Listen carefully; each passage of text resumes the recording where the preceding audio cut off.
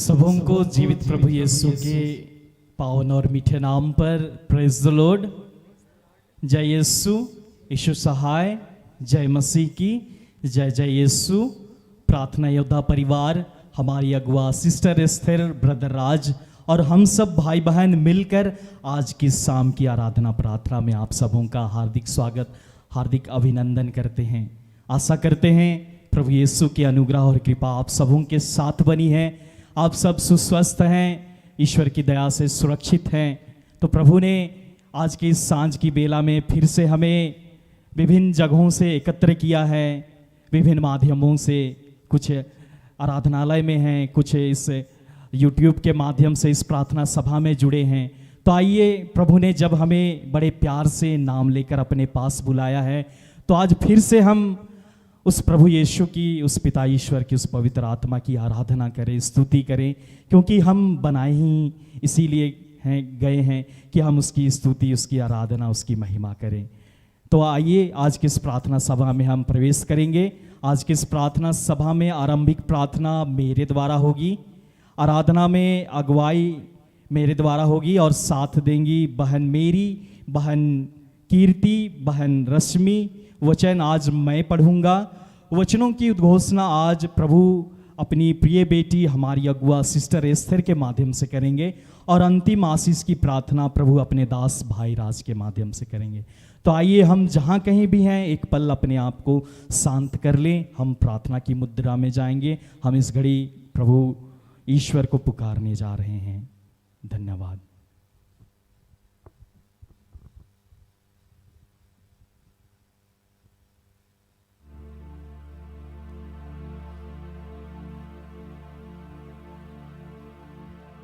इस घड़ी हम ईमानदारी से अपनी आंखों को बंद करें। हम अपने हाथों को खोल के रखें। हम ईश्वर के सामने अपने हाथों को फैलाएं।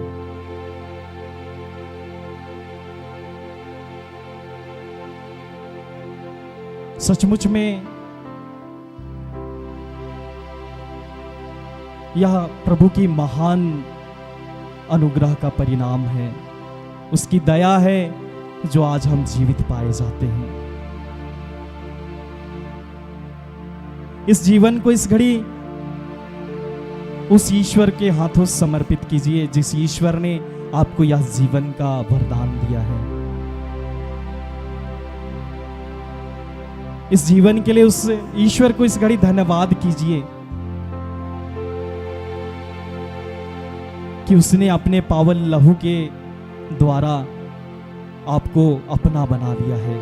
वचन बताता है उसने अपने पावन लहू के कीमत पर आपको खरीद लिया है।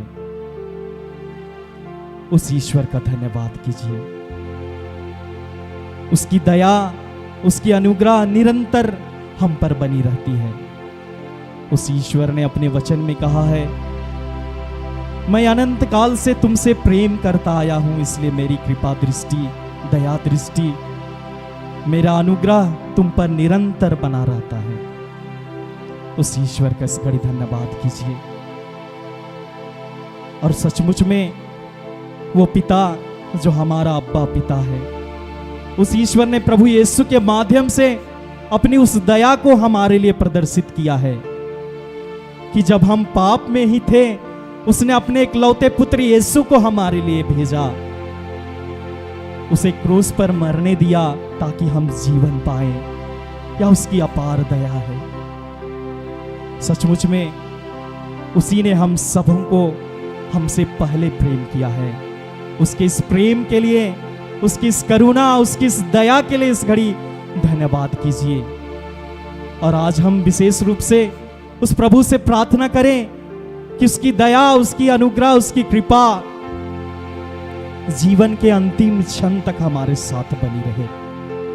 आज हम यही कामना लेकर इस आराधना में प्रवेश करें कि प्रभु की दया हमारे लिए, हमारे बच्चों के लिए, हमारे नाते रिश्तेदारों के लिए सदैव बनी रहे, क्योंकि हम उसकी दया के बिना कुछ भी नहीं है। आइए हम इस गीत के द्वारा उस प्रभु को इस घड़ी अपने आप को समर्पित करेंगे। उसे हम इस घड़ी पुकारेंगे कि प्रभु यीशु आप ही हैं हमारे जीवन के सर्वस्व, सब कुछ के दाता।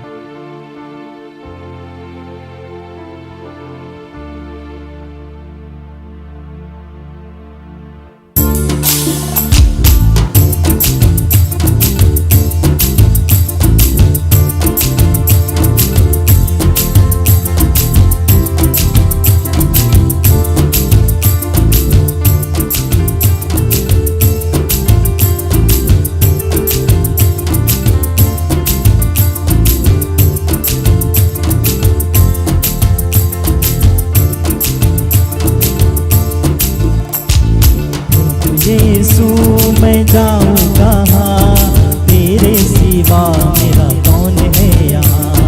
प्रभु यीशु मैं जाऊँ कहाँ, तेरे सिवा मेरा कौन है यहाँ। यीशु मैं जाऊँ कहाँ, तेरे सिवा मेरा कौन है यहाँ। प्रभु यीशु मैं जाऊँ कहाँ, तेरे सिवा मेरा कौन है यहाँ। दाता तू ही, त्राता तू ही विधाता आसरा यहाँ। दाता तू ही, त्राता तू ही विधाता आसरा यहाँ। प्रभु यीशु मैं जाऊँ कहाँ, तेरे सिवा मेरा कौन है यहाँ। प्रभु यीशु मैं जाऊँ कहाँ, तेरे सिवा मेरा कौन है यहाँ।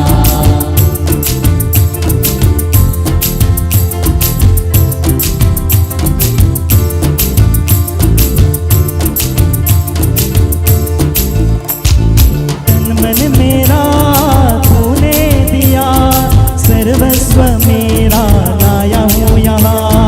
तन मन मेरा तूने दिया, सर्वस्व मेरा लाया हूँ यहाँ। प्रभु यीशु मैं जाऊँ कहाँ, तेरे सिवा मेरा कौन है यहाँ। प्रभु यीशु मैं जाऊँ कहाँ, तेरे सिवा मेरा कौन है यहाँ।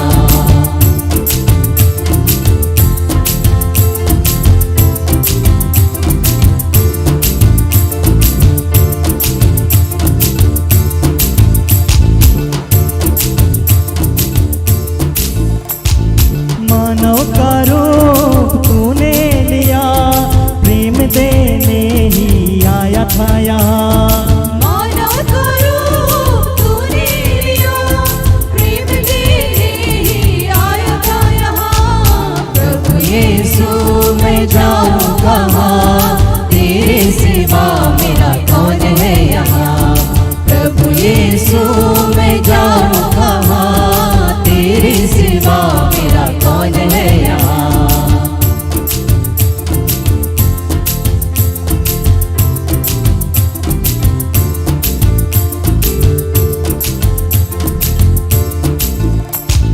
तू महान है, शक्तिमान है, गाती है जमीन गाता आसमां। तू महान है, शक्तिमान है, गाती है ज़मीं, गाता आसमां। प्रभु यीशु मैं जाऊँ कहाँ, तेरे सिवा मेरा कौन है यहाँ। प्रभु यीशु मैं जाऊँ कहाँ, तेरे सिवा मेरा कौन है यहाँ। प्रभु यीशु मैं जाऊँ कहाँ, तेरे सिवा मेरा कौन है यहाँ। प्रभु यीशु मैं जाऊँ कहाँ, तेरे सिवा मेरा कौन है यहाँ। तेरे सिवा मेरा कौन है यहाँ। तेरे सिवा मेरा कौन है यहाँ। तेरे सिवा मेरा कौन है यहाँ। तेरे सिवा मेरा कौन है यहाँ।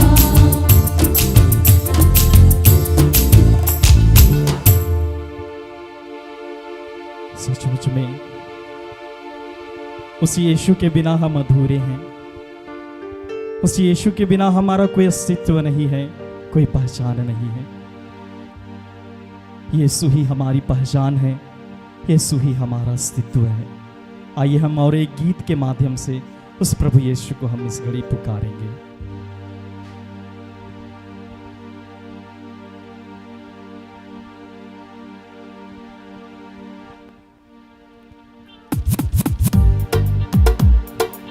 हम ताली बजाते हुए इस घड़ी प्रभु की महिमा करेंगे।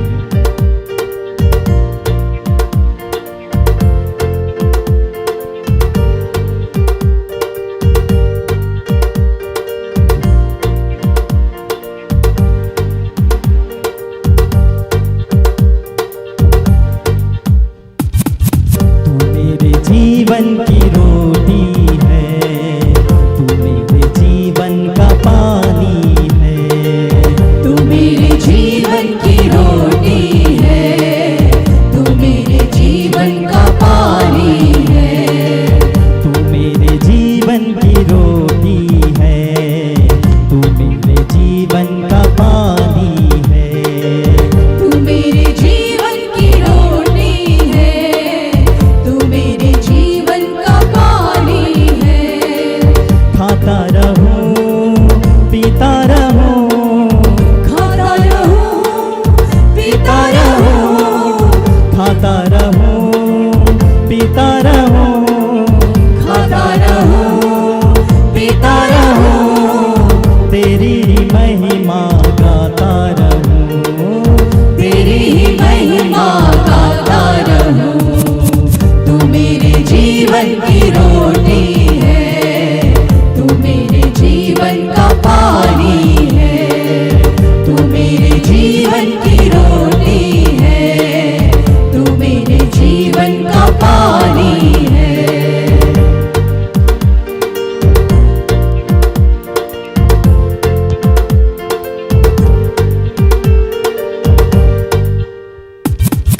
मुझको मिली है जिंदगानी है, मुझको मिली है जिंदगानी है।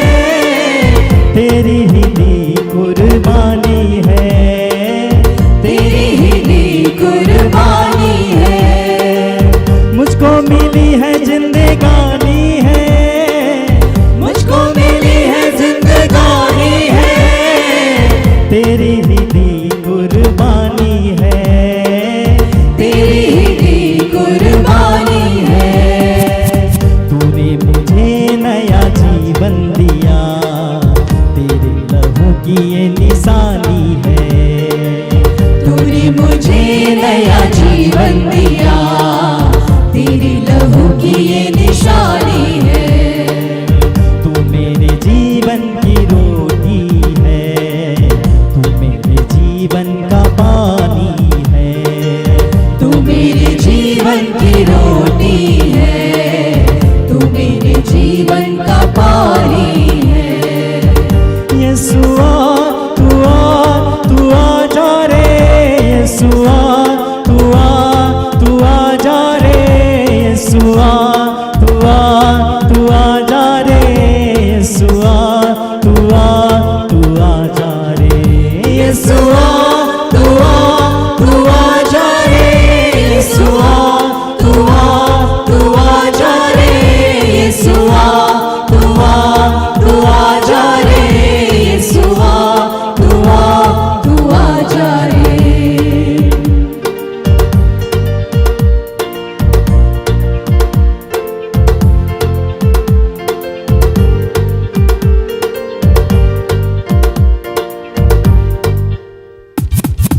मेरे सर पे हाथ तेरा, मेरे सर पे हाथ तेरा, देता है हर पल साथ मेरा। देता है हर पल साथ मेरा। मेरे सर पे हाथ तेरा, मेरे सर पे हाथ तेरा, देता है हर पल साथ मेरा। देता है हर पल साथ मेरा। जाता रहूं मैं तेरी बंदगी में, तू है यहोवा बाप मेरा। जाता रहूं मैं तेरी बंदगी में, तू है यहोवा बाप मेरा। तू मेरे जीवन की रोटी है, तू मेरे जीवन का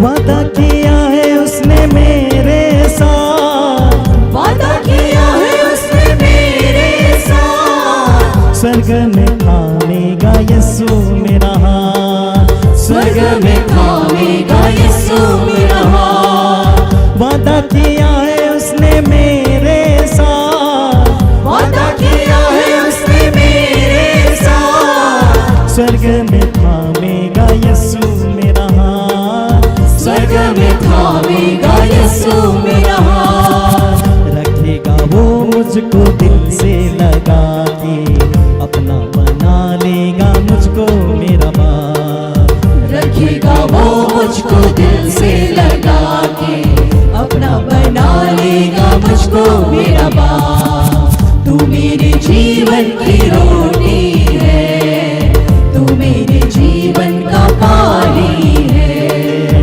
तू मेरे जीवन की रोटी है, तू मेरे जीवन का पानी है।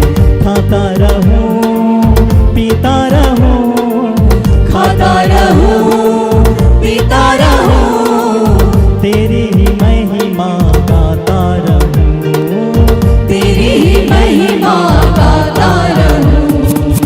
तू मेरे जीवन की रोटी है, तू मेरे जीवन का पानी है, तू मेरे जीवन की रोटी है, तू मेरे जीवन का पानी है, तू मेरे जीवन की रोटी है, तू मेरे जीवन का पानी है, तू मेरे जीवन की रोटी है, तू मेरे जीवन का पानी है।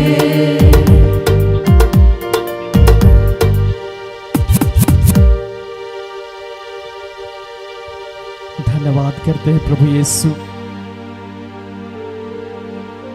प्रभु तेरे इन बच्चों के लिए प्रभु तेरा धन्यवाद करता हूं प्रभु, जो बड़े आसरे से बड़े भरोसे से इस घड़ी तुझे पुकारे हैं प्रभु, तेरे नाम पर तेरे सामर्थ्य पर विश्वास करते हुए इस घड़ी अपने प्रार्थनाओं को, विनती को, अपने हृदय की वेदनाओं को प्रभु इस घड़ी आपके सामने रखे हैं प्रभु।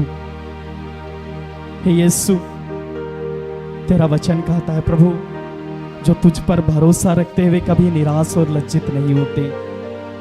हे प्रभु, ये तेरे ही पास आए हैं प्रभु, ये इस घड़ी तुझे पुकारे हैं प्रभु, ये तेरे सामने घुटनी टिकाए हैं, ये तेरे पवित्र नाम पे तुझसे प्रार्थना किए हैं प्रभु।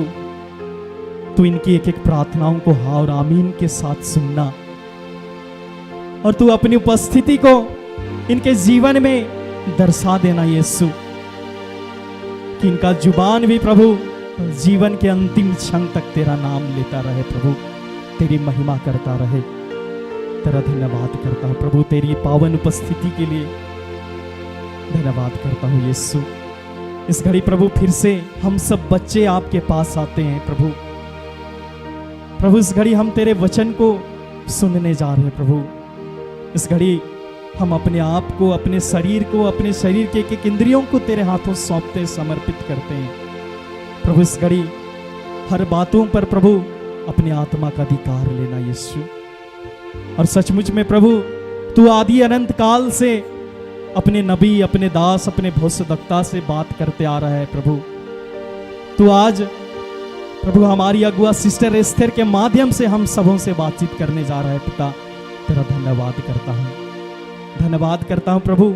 जो भी वचन आज उनके मुख के माध्यम से तू हमारे हृदयों में बोएगा प्रभु, वो 100 गुना फलवंत होकर प्रभु हमारे जीवन में आशीष को लाएगा। तेरा हम धन्यवाद करते हैं प्रभु, और इन सारी प्रार्थनाओं को उन्हें हमारे प्रभु यीशु के पावन और मीठे नाम से मांगते हैं। इसे सुनिए और स्वर्ग के राज में ग्रहण कीजिए। आमीन।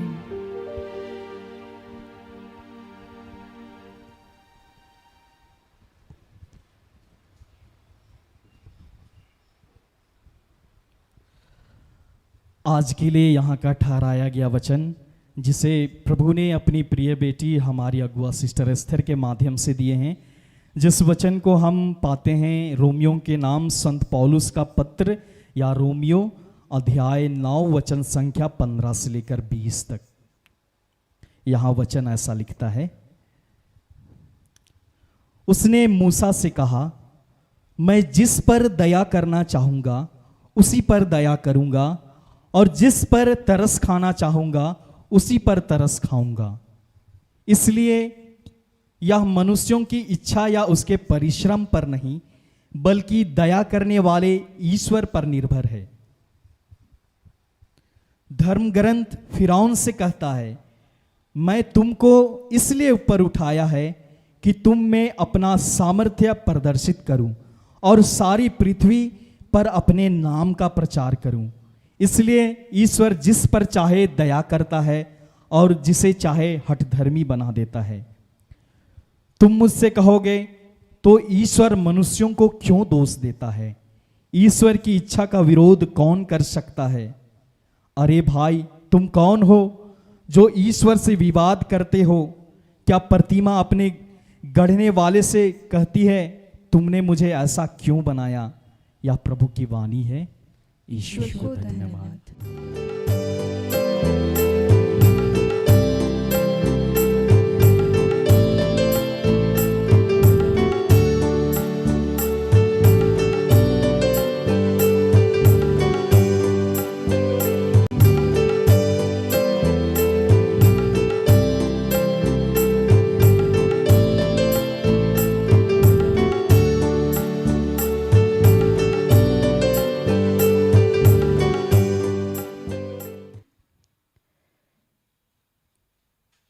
सबों को प्रार्थना योद्धा परिवार की ओर से प्रेज द लॉर्ड, जय यीशु, यीशु सहाय।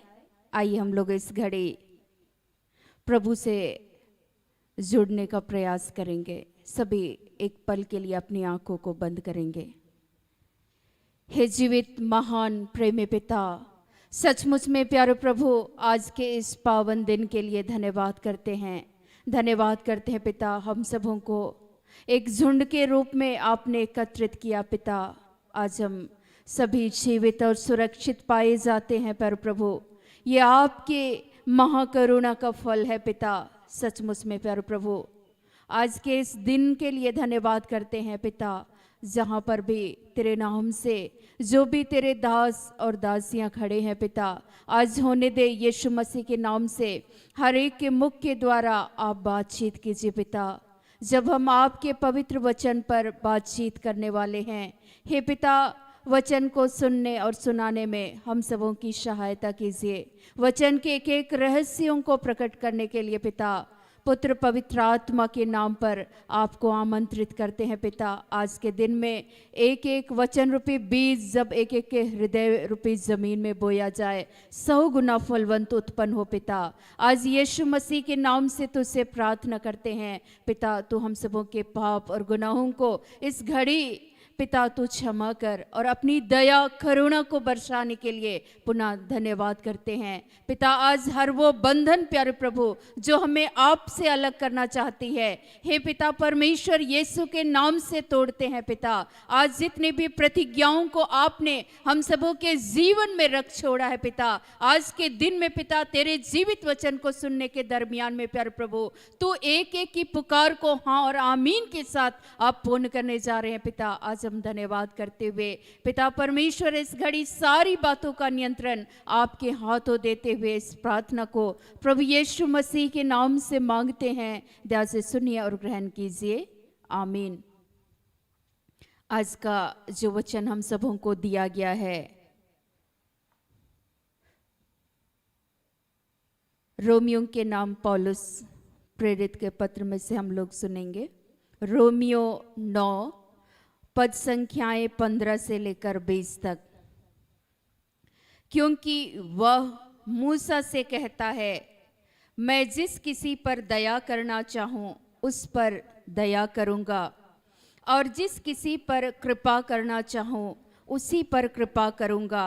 अतः या ना तो चाहने वाले की ना दौड़ने वाले की, परंतु दया करने वाले परमेश्वर की बात है। क्योंकि पवित्र शास्त्र में फिरौन से कहा गया, मैंने तुझे इसलिए खड़ा किया कि तुझ में अपनी सामर्थ्य दिखाऊं और मेरे नाम का प्रचार सारी पृथ्वी पर हो। इसलिए वह जिस पर चाहता है उस पर दया करता है और जिसे चाहता है उसे कठोर कर देता है।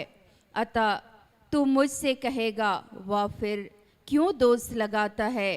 कौन उसकी इच्छा का सामना करता? हे मनुष्य, भला तू कौन जो परमेश्वर का सामना करता है? क्या गढ़ी हुई वस्तु गढ़ने वाले से कह सकती है, तूने मुझे ऐसा क्यों बनाया? यह प्रभु की वाणी है। ईश्वर को धन्यवाद। आज ईश्वर इस वचन के द्वारा हम सबों से ये कहना चाहते हैं कि आज मनुष्य का स्वभाव ऐसा हो गया है कि हमारे जीवन में हम लोग शिकायत करने लगते हैं। और ईश्वर आज ये कह रहे हैं कि मैं जिस पर दया करना चाहूँ उसी पर मैं दया करूँगा। लेकिन आज जब हमारी प्रार्थनाओं का उत्तर जब हम लोगों को नहीं मिलता है तो मनुष्य का ये स्वभाव हो जाता है कि हम लोग कुड़कुड़ाने लगते हैं, हम लोग भुनभुनाने लगते हैं, हम चिढ़ने लगते हैं, हम परेशान होने लगते हैं। लेकिन ऐसी परिस्थिति में प्रभु के सामर्थ्य को आज हम लोगों को पहचानना है कि हम लोगों को चिढ़ने कुड़कुड़ाने की बजाय हम सभी आज इस्राएली प्रजा के समान हो गए हैं। मुझे याद आ रहा था कि अक्सर हम लोग छोटी छोटी बातों में चिढ़ने लगते हैं। अगर हमसे अच्छा भोजन नहीं बना तो हम चिढ़ने लगे, अगर कोई अच्छे वस्त्र पहन लिए और हमें नहीं मिला तो हम चिढ़ने लगे, बच्चे को किसी को खाने के लिए मिला और किसी को नहीं मिला तो हम चिढ़ने लगे। हमारे ही सर्किल में अगर किसी की नौकरी पहले लग गई और हमारे जीवन में हमें नौकरी नहीं मिली तो हम चिढ़ने लगे। ऐसे ही हमारे जीवन में जब हम लोग अपने जीवन का मूल्यांकन करेंगे तो बहुत सारी बातों को हम लोग देखते हैं। अगर लंबे समय से हम बीमार हैं और हम जल्दी ठीक नहीं हो रहे हैं, लेकिन बहुत सारे लोग गलत सलत कार्य को करते हैं और जब वे रोगी हो जाते हैं, तुरंत चंगे हो जाते हैं, तो हम लोग सोचते हैं कि वो तो बुरे इंसान हैं, फिर भी उनके जीवन में उन्हें जल्द ही उनकी पुकार सुनी जाती है और हमारी पुकार नहीं सुनी जाती है।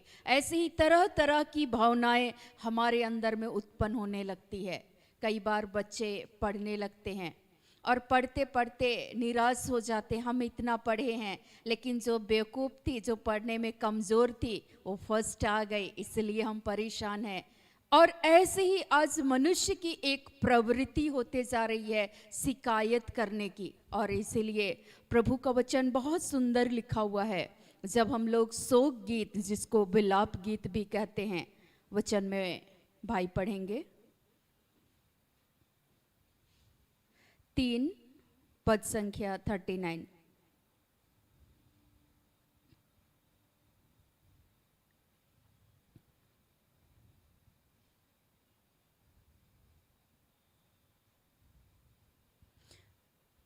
विलाप गीत, जिसको शोक गीत भी कहते हैं, 3 पद संख्या 39। प्रभु का वचन यहाँ पहले खंड में ऐसा लिखता है, इसलिए जीवित मनुष्य क्यों कुड़कुड़ाए। आज हमारे जीवन में हम लोग कुड़कुड़ाने लगते हैं और ईश्वर बोल रहे हैं कि जीवित मनुष्य क्यों कुड़कुड़ाए। आज आप प्रभु के सामर्थ्य को पहचाने, क्योंकि ईश्वर बोलते हैं मैं जिस पर अनुग्रह बरसाना चाहता उस पर अनुग्रह बरसाता, जिस पर दया दिखाना चाहता उस पर दया दिखाता। क्योंकि हमारे जीवन में प्रभु का वचन बहुत सुंदर लिखा हुआ है। जब आप प्रवक्ता ग्रंथ को पढ़ेंगे तो वहाँ लिखता है कि मनुष्य के जीवन में, प्रवक्ता 11:14 को पढ़ेंगे कि सुख और दुख, अमीरी और गरीबी, जीवन और मृत्यु, सब कुछ ईश्वर के हाथ में है। आज आपका अमीर होना, आपके जीवन में आपका गरीब होना, ये सब किसके हाथ में है? ईश्वर के हाथ में। जिस दिन आप प्रभु के सामर्थ्य को पहचान लेंगे, उस दिन आप उससे कुड़कुड़ाना, शिकायत करना आप क्या कर देंगे? बंद कर देंगे। चूंकि ईश्वर पल भर में आपके जीवन को आशीषित कर सकते हैं।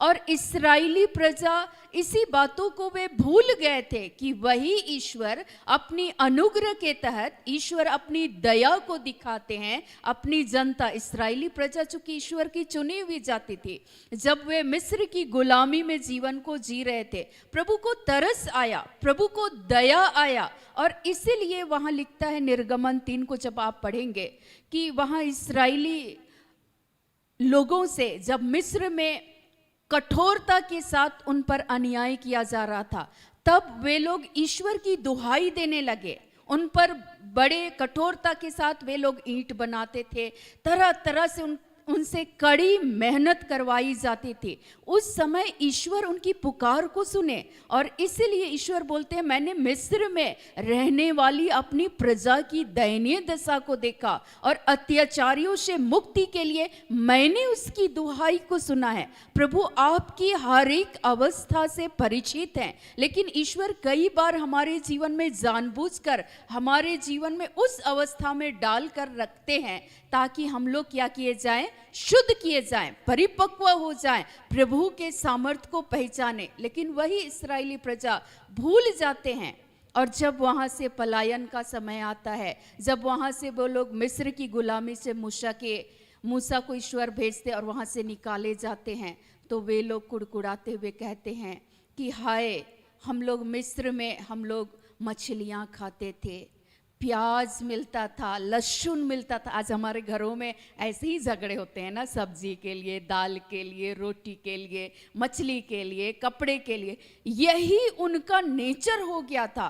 ईश्वर बार बार उनके लिए पानी का प्रबंध कर रहे थे। ईश्वर बार बार उनके लिए बटेर खाने का मन किया, ईश्वर उनके लिए प्रबंध कर रहे थे, लेकिन उनकी ये प्रवृत्ति हो चुकी थी। और आज हम इंसान की ये प्रवृत्ति हो जा रही है कि हम लोग शिकायत करते रहते हैं, भुनभुनाते रहते हैं, कुड़कुड़ाते रहते हैं, लेकिन हम लोग प्रभु के सामर्थ को क्या कर गए हैं, भूल गए हैं।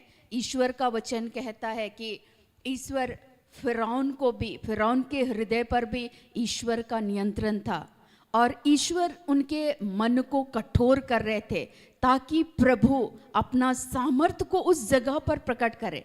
अब जब ईश्वर को कठोर ही करना था उनका हृदय को, उनको उन गुलामी में से छोड़ना ही नहीं था, और ईश्वर इधर से किसको भेजते हैं, मूसा को भी भेजते हैं।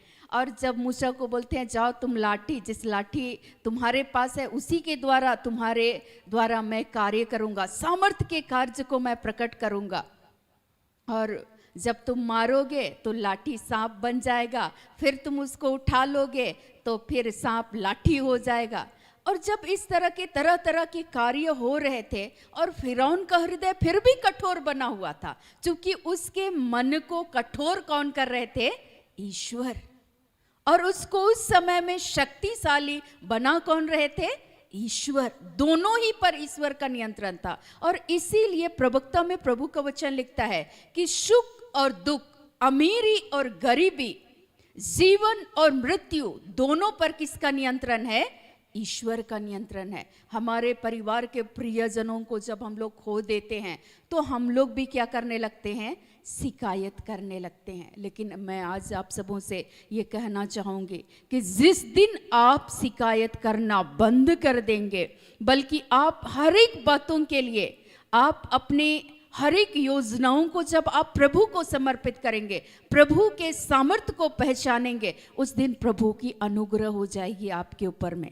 मैं भी शुरू में सोचती थी कि ईश्वर हमारे साथ ऐसा क्यों किया, क्यों इस कम उम्र में मेरे गार्जियन को हमसे अलग कर दिए। कितना अच्छा होता, हम खेलते कूदते निश्चिंत होकर, जैसे बच्चे एंजॉय करते हैं, मस्ती करते हैं, अपने लाइफ को अपने जीवन को जीते हैं। तो मैं दूसरे के जीवन को देखती थी तो हमको लगता था आज मेरे साथ भी अगर होते तो इतनी सारी जिम्मेदारी नहीं होती। तो ऐसी तरह तरह से मन में आती थी और कई बार हम रोते रोते हम बोल जाते थे कि प्रभु आप अंधे हो क्या, ऐसे बोलते थे। आज हम लोग भी ऐसे ही कुड़कुड़ाते हैं, ऐसे ही हम ईश्वर से शिकायत करने लगते हैं कि प्रभु आपको दिखाई नहीं देता है कि हम इतने कष्ट में हैं, हमारे जीवन में हमें सफलता नहीं मिल रही है, हमारे जीवन में हमें नौकरी नहीं मिल रही है, आज हमारे जीवन में इतने मेहनत करते हैं, हम प्रभु के साथ जुड़ते भी हैं, चलने का भी प्रयास कर रहे हैं, फिर भी मेरे जीवन को आप आशीषित नहीं कर रहे हैं और दूसरे के जीवन को आशीषित कर रहे हैं। दूसरे लोग उन्नत होते जा रहे हैं, दूसरे लोगों की शादी होते जा रही है, हमारी शादी नहीं हो रही है। लेकिन हम भूल गए हैं, प्रभु पल भर में ईश्वर इस्राएली जनता को उस गुलामी में से स्वतंत्र किए। ईश्वर, वो लोग सोचे भी नहीं थे कि ईश्वर मूसा को उस स्थान पर भेजेंगे, मूसा को खड़ा कर देंगे और फिरौन पर भी ईश्वर का नियंत्रण होगा। जिसका हृदय ईश्वर कठोर बना रहे थे, उसी के मन को ईश्वर क्या कर दिए, बदल दिए, और बदल दिए, वो इस्राएली जनता को छोड़ दिए। और सचमुच में ये प्रभु की अनुग्रह थी कि प्रभु अपनी जनता को कभी भी नहीं छोड़ते हैं। वैसे ही उसी ईश्वर ने आज आप सबों को और हमें भी बनाया, अपने हाथ से बनाया, मनुष्य को अपने श्वास को फूंका है। जिस दिन आप याद करेंगे, मैं पहले दिन मैं कुड़कुड़ा रही थी, ऐसे ही कुछ दिनों तक मैं कुड़कुड़ाते रही। एक शाम में प्रभु का आत्मा मेरे मन में प्रेरणा को डाला कि तुम क्यों रोती हो, क्यों कुड़कुड़ाती हो, क्यों शिकायत करती हो? इससे भला है कि तुम क्या करो, धन्यवादी हो जाओ, प्रभु से तुम जुड़ जाओ। उस दिन के बाद मैं बोली कि प्रभु, जीवन मरण, सुख दुख, अमीरी गरीबी, आप चाहते हैं कि हम इस अवस्था में रहे, तो प्रभु मैं इस पल के लिए मैं धन्यवाद करती हूँ। आप चाहते हैं कि इस स्थान से हमें निकालें, तो प्रभु आप पल भर में निकाल सकते हैं। और मैं कितनी ही बार मैं भागना चाहिए, इस वजह से कि मैं सोचती थी कि और भी मेरी बहनें हैं, अपना ज़िंदगी को जी रहे हैं, चैन के साथ हॉस्टल में रहती हैं, खाती है पीती हैं, अपना क्लास करती है, कितने मज़े में रहते हैं। फिर 2-4 दिन की छुट्टियां होती है, वे लोग घर आते हैं, कोई सब टेंशन फ्री रहते हैं। हम टेंशन क्यों ले रहे हैं? इससे भला है कि हमको भी कहीं डाल दिया जाए। और ऐसा वाकई में मेरे गार्जियन ने मेरे साथ अचानक ही किया कि मुझे गुमला डिस्ट्रिक्ट उधर के हॉस्टल में डाल दिया, एकदम इंटीरियर, जहाँ कुछ भी सुविधाएं नहीं थी। और मैं वहाँ भी फिर रोने लगी। मैं सोचती थी कि क्यों ये लोग यहाँ हमको बंधक की तरह डाल दिए।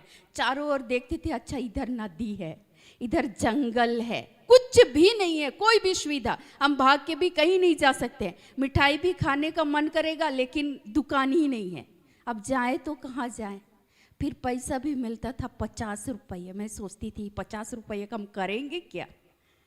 और कई हमारी एक प्रवृत्ति होते जा रही थी। लेकिन प्रभु का आत्मा ने मुझे सिखाया, बेटा तू बोल धन्यवाद इस सिचुएशन के लिए। और मैं वहाँ पर एक एक पल पल में प्रभु हमारे जीवन को अनुशासित करते हुए चले गए। और वहाँ ईश्वर ने मेरे विचारधारा को बदला। और मैं यही सोचने लगी कि प्रभु की ये मर्जी है कि मैं इस स्थान पर रहूं, तो प्रभु जितने दिन तक आपको रखना है मुझे स्वीकार है। और मैं एक्सेप्ट करने लगी, तो मैं फिर खुशी से रहने लगी। और 1.5 साल मैं उस हॉस्टल पे रही। और 1.5 साल में ऐसे हुआ कि सारे लोग, जिस दिन हम उस हॉस्टल छोड़ करके निकल रहे थे, प्रिंसिपल से लेकर सारे स्टाफ रोने लगे, सब लोग रोने लगे, जितने सीनियर थे जूनियर थे, सारे छोटे बच्चे थे, सब फूट फूट करके रोने लगे। लग रहा है कि कोई मुर्दा निकल रहा है वहां से। और मैं भी रोए जाऊं। मैं गेट के पास मैं बोल रही थी, कोई बात नहीं, दुनिया गोल है, हम सब एक दिन मिलेंगे। ईश्वर की यही मर्जी थी कि मैं इतने ही दिनों तक यहाँ रहूं। हमारी जो वार्डन थी, वो सिस्टर फूट फूट करके रो रही थी। और वो बोल रही थी, बेटा जहाँ भी रहना खुश रहना, और हमेशा ईश्वर के भय में जीवन को जीना। ईश्वर तुमको ढेर सारा आशीर्वाद दे। वे बार बार गले लगा रहे थे, चूम रहे थे। और मैं ये सोच रही थी, ये प्रभु का एक प्रेम है। और वहाँ एक एक लोगों के द्वारा मुझे वो प्यार मिला, वो स्नेह मिला, वो जीवन जीने के लिए उन्होंने मुझे बहुत सारी प्रेरणाएं मिली। उन्होंने मेरे हौसले को बढ़ाया हर दृष्टिकोण से। लेकिन उससे पहले मेरी भी आदत थी कि मैं शिकायत करती थी, किसी के पास तो नहीं, लेकिन अकेले प्रभु के पास ही कंप्लेन करती थी। अकेले भाग के जाते थे, आराधनालय में वहाँ बैठ जाते थे, चैपल में बैठ जाते थे और बोलते थे प्रभु ये बंदीगिरी है, यहाँ आप डाल के रखे हो, यहाँ एक ये रूखा सूखा हमें भोजन मिलता है, खाने का मन करता है, रोटी मिलता है यहाँ पर, चावल सुबह सुबह में। छोटी छोटी बातों के लिए मन करता था मिठाई दबा के केक खाएं, केक भी नहीं मिलता था। फिर सोचते थे अच्छा ठीक है प्रभु, आप चाहते हैं कि हम अभी इधर केक ना खाएं तो फिर क्यों शिकायत करें। ऐसे ही हर इंसान की एक प्रवृत्ति होती जा रही है। लेकिन कुछ ही दिनों के बाद मैंने देखा कि वहाँ की स्थितियाँ बदलने लगी। जो चीज़ मेरी चाहत थी वो एक एक चाहत को, एक एक मनोकामनाओं को प्रभु ने पूर्ण किया। अचानक हॉस्टल में ही दुकान खोलने के लिए वार्डन को ईश्वर ने प्रेरित किया और दुकान में चलाने के लिए भी वहाँ मुझी को खड़ा किया गया। और जब बेचते थे 1 घंटा के लिए दुकान खोलते थे हर संडे के संडे, और खाने के लिए खूब मिलता था, दबा के खाते थे। सिस्टर लोगों के तरह वे लोग बोलते थे कि बेटा तुम रोटी खा लेना, उधर जाके उधर का सब्जी भी ले लेते थे, खा लेते थे। हम देख रहे थे कि प्रभु सारी परिस्थितियों को बदलते जा रहे हैं। एक एक छोटी छोटी चीज़ें, कई बार सब्जी कटिंग करने का ड्यूटी दिया जाता था, काट नहीं पाते थे ढंग से तो गाली मिलता था। हम सोचते थे कहाँ फंस गए हैं। ऐसे लगता था कि पता नहीं किस जंजीर में ईश्वर हमको अनुशासित कर रहे हैं।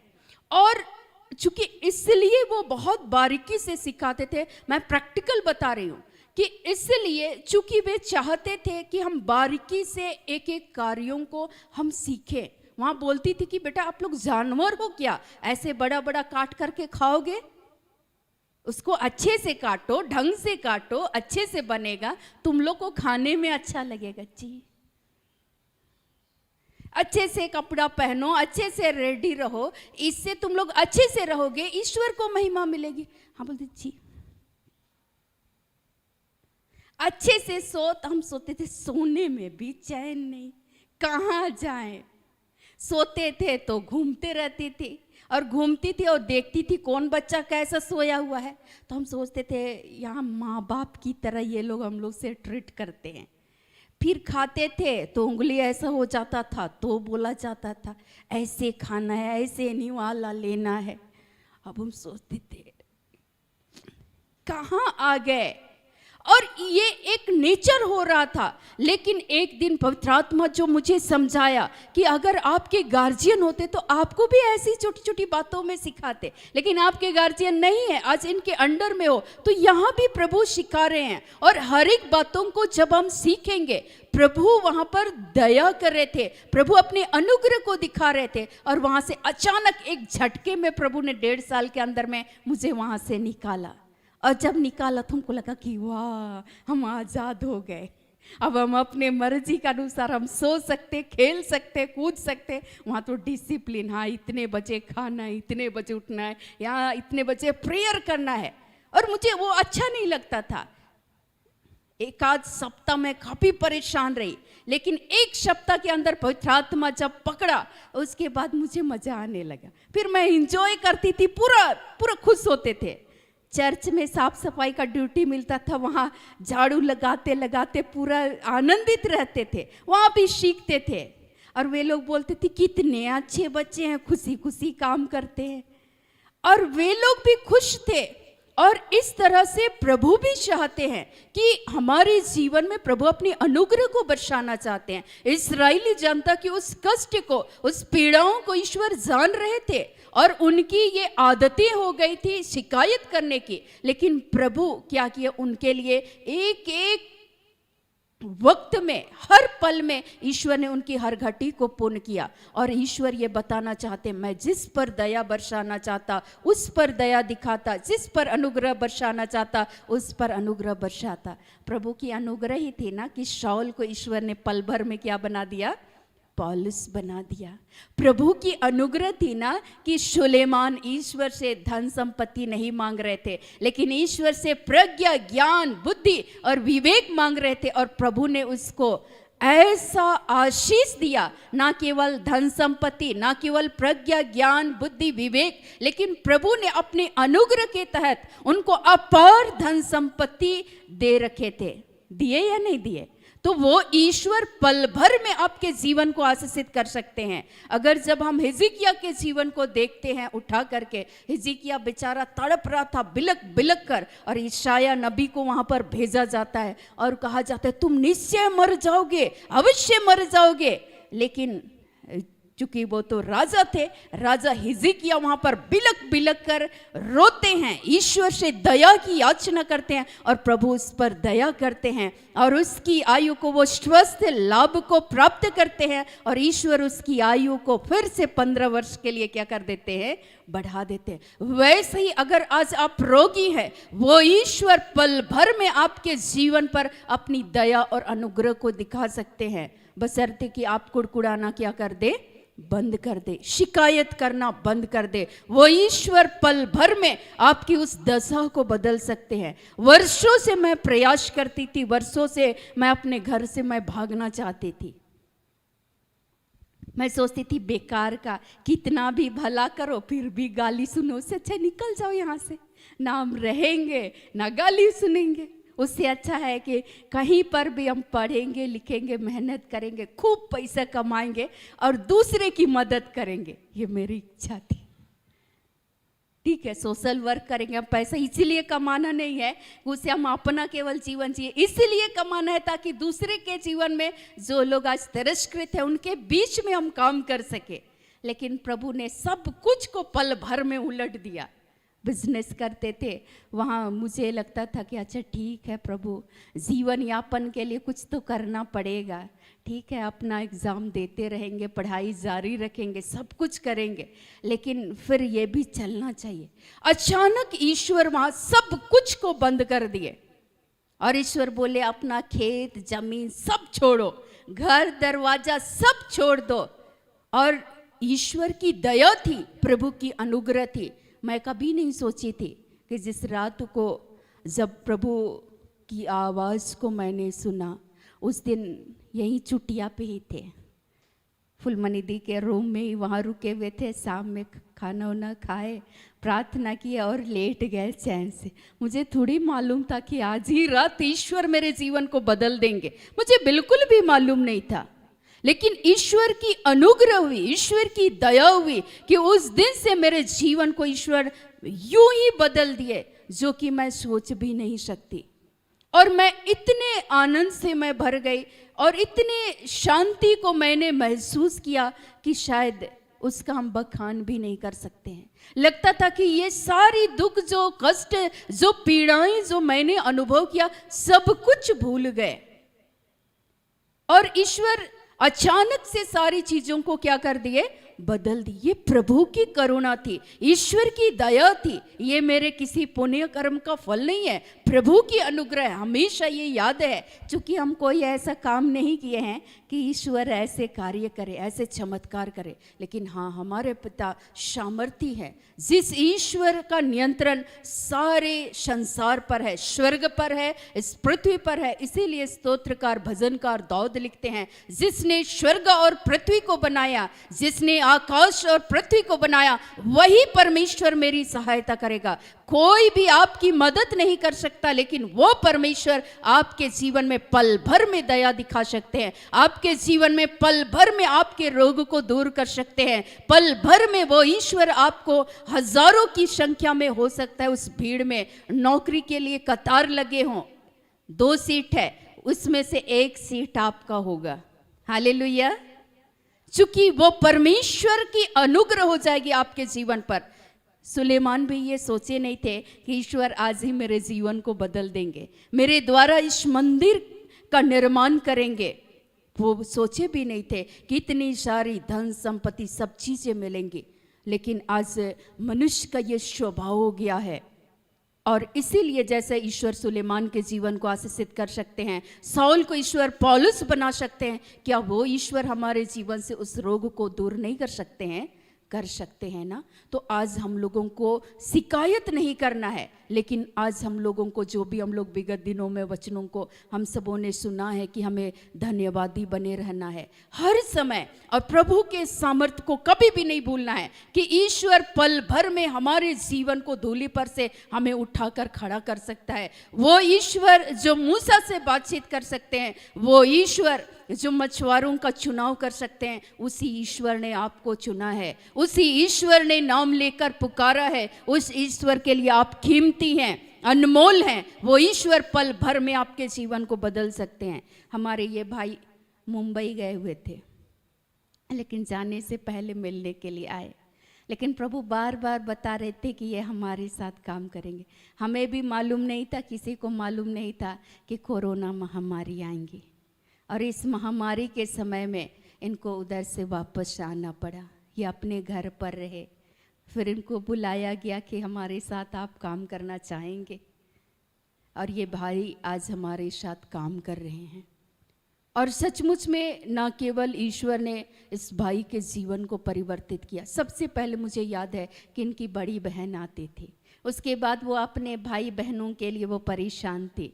मैंने कहा कि ईश्वर सबके जीवन को बदलेंगे, लेकिन सब अपने अपने समय पर प्रभु कब किसको बदलना है ये प्रभु जानते हैं। ये प्रभु की दया है, ईश्वर की करुणा है, और हमेशा हम लोगों को प्रभु के सामर्थ्य को स्मरण रखना है। और जब हम लोग कई बार सोचते हैं कि ईश्वर किसी को गोरा बना दिया, उसको काला बना दिया, मेरा चेहरा लंबा है और हम अच्छे नहीं दिखते हैं, इसके लिए भी आज हम लोग ईश्वर के विरुद्ध क्या करने लगते हैं? शिकायत करते हैं कि ईश्वर हमें काला क्यों बनाया, मोटा क्यों बनाया, नाटा क्यों बनाया, दुबला क्यों बनाया। तरह तरह से हम लोग शिकायत करने लगते हैं। लेकिन आज इस सारे काम को जब हम लोग बंद कर देंगे तो प्रभु का वचन बहुत सुंदर है। एक वचन ऐसा लिखता है,